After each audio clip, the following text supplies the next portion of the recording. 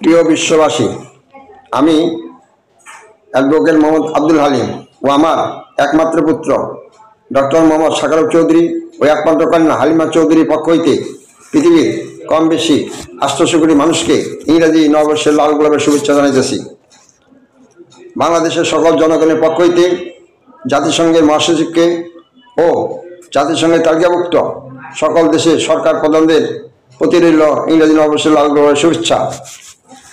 ইংরেজি নববর্ষের লাল গোলাপের শুভেচ্ছা জানাইতেছি রাশিয়ার প্রেসিডেন্ট, যুক্তরাষ্ট্রের প্রেসিডেন্ট, ব্রিটেনের প্রধানমন্ত্রী, চীনের প্রেসিডেন্ট, ভারতের প্রধানমন্ত্রী, ফ্রান্সের প্রধানমন্ত্রী, জাপানের প্রধানমন্ত্রী, সৌদি আরবের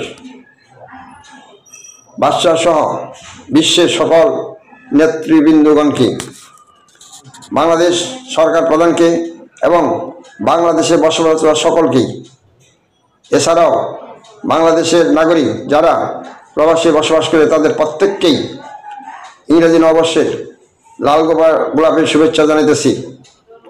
নববর্ষের শুভেচ্ছায় বিশ্ব নেতৃবৃন্দের প্রতি সবার প্রচেষ্টায় অতীত ভুলিয়া বসবাসযোগ্য বিশ্ব চাই। সকলকে ধন্যবাদ।